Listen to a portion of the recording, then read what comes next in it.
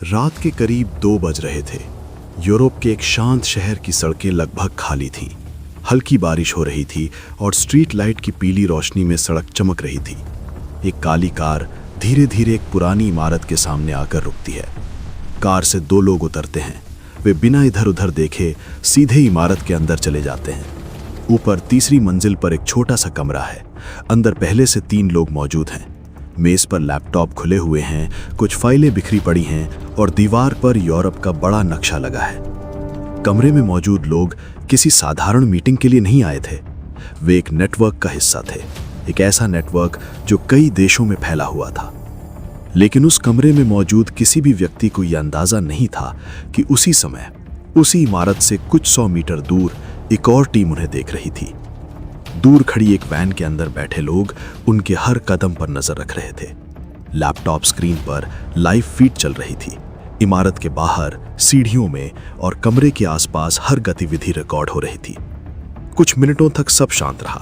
फिर वैन में बैठे एक अधिकारी ने धीरे से कहा, सब लोग अंदर हैं।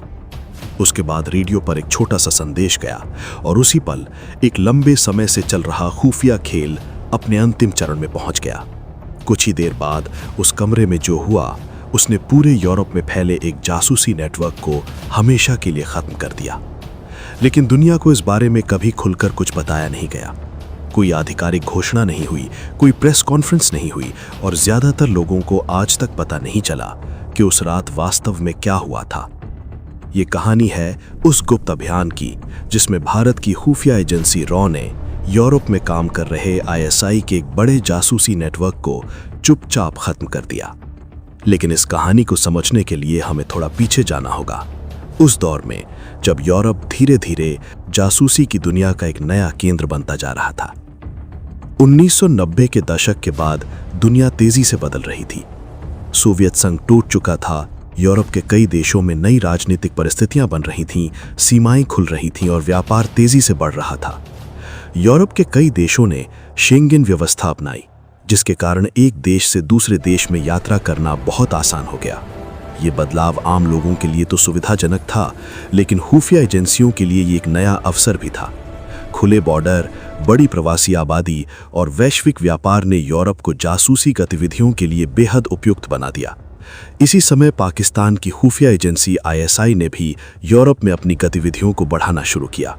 उनका उद्देश्य केवल एक था, भारत से जुड़ी गतिविधियों पर नजर रखना और जहां संभव हो वहां भारत के खिलाफ प्रभाव पैदा करना।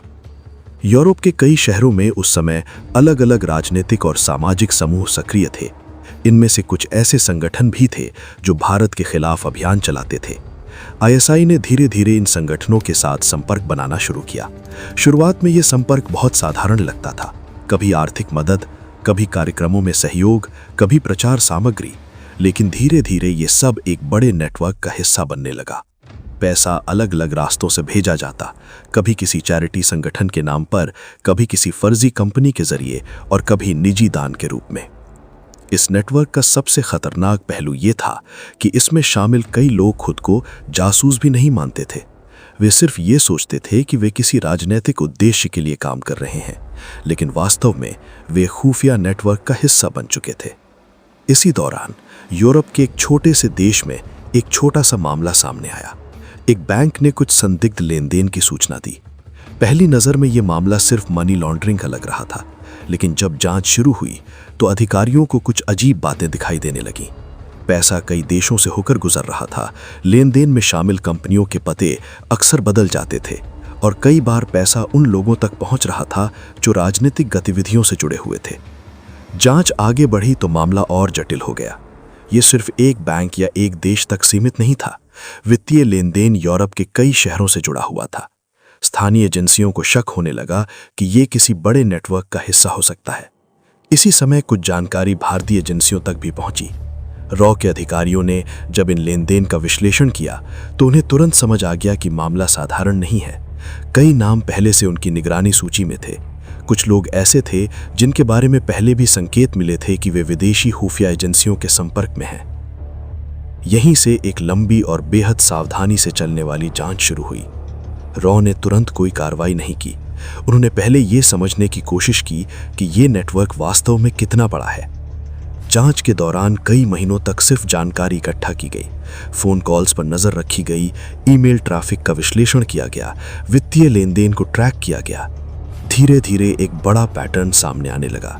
यूरोप के कई शहरों में कुछ खास लोग नियमित रूप से एक दूसरे के संपर्क में थे। कुछ लोग पैसे का प्रबंध करते थे, कुछ लोग प्रचार का काम करते थे और कुछ लोग संपर्क बनाने का काम करते थे। इन सब के बीच कहीं ना कहीं आईएसआई से जुड़े अधिकारी भी मौजूद थे, लेकिन वे सीधे सामने नहीं आते थे। वे अक्सर तीसरे या चौथे स्तर के संपर्कों के जरिए काम करते थे। रॉ ने इस नेटवर्क के भीतर अपने स्रोत सक्रिय किए। कुछ लोग जानकारी देने लगे, कुछ लोग अनजाने में महत्वपूर्ण संकेत दे देते थे। कई बार एक छोटी सी जानकारी पूरे नेटवर्क को समझने में मदद कर देती थी। धीरे धीरे ये स्पष्ट हो गया कि ये नेटवर्क सिर्फ जानकारी इकट्ठा करने के लिए नहीं था। इसका उद्देश्य यूरोप में भारत विरोधी गतिविधियों को बढ़ावा देना भी था। प्रचार अभियान चलाना, राजनीतिक प्रभाव बनाना और जरूरत पड़ने पर कुछ संगठनों को आर्थिक सहायता देना। अब रॉ के सामने सबसे बड़ा सवाल ये था कि इस नेटवर्क को कैसे खत्म किया जाए। सीधी कार्रवाई करने से नेटवर्क के कई हिस्से बच सकते थे, इसलिए एक अलग रणनीति बनाई गई। पहले पूरे नेटवर्क को समझा जाए, हर संपर्क की पहचान की जाए और फिर सही समय पर एक साथ कार्रवाई की जाए।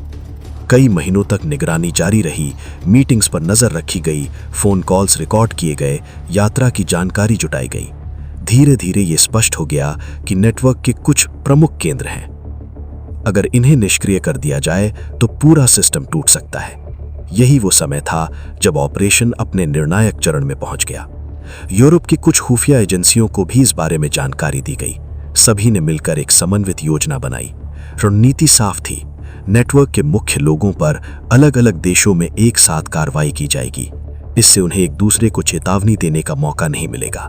और ठीक वैसा ही हुआ। कुछ ही महीनों के भीतर यूरोप के अलग अलग शहरों में कई घटनाएं हुई। कुछ लोगों को अचानक गिरफ्तार कर लिया गया, कुछ लोगों के बैंक खाते फ्रीज कर दिए गए, कुछ लोगों को देश छोड़ने का आदेश दे दिया गया। आधिकारिक बयान बहुत छोटे थे, अक्सर सिर्फ इतना कहा गया कि राष्ट्रीय सुरक्षा के कारण कार्रवाई की गई है। लेकिन खुफिया दुनिया में यह साफ था कि यह एक बड़ा काउंटर इंटेलिजेंस ऑपरेशन था। धीरे धीरे नेटवर्क के संपर्क टूटने लगे, पैसे का प्रवाह रुक गया और कई लोग निगरानी में आ गए। कुछ लोग डर के कारण खुद ही सक्रियता से पीछे हट गए, कुछ लोग पूछताछ के दौरान महत्वपूर्ण जानकारी दे बैठे।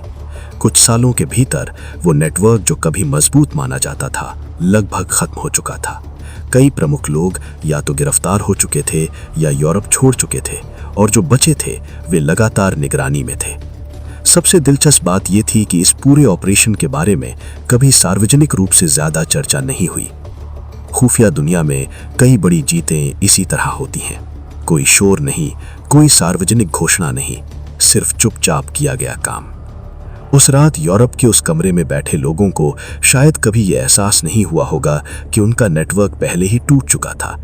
वे सिर्फ आखिरी कड़ी थे, और जब दरवाजा खुला तो उनके सामने सिर्फ पुलिस नहीं थी, वो एक लंबे समय से चल रहे खुफिया खेल का अंत था। एक ऐसा ऑपरेशन जो बिना किसी शोर के हुआ, लेकिन जिसने यूरोप में आईएसआई के जासूसी नेटवर्क को अंदर से खत्म कर दिया। और यही खुफिया दुनिया का सबसे बड़ा सच है। सबसे बड़ी जीत वही होती है जिसके बारे में दुनिया को पता भी नहीं चलता।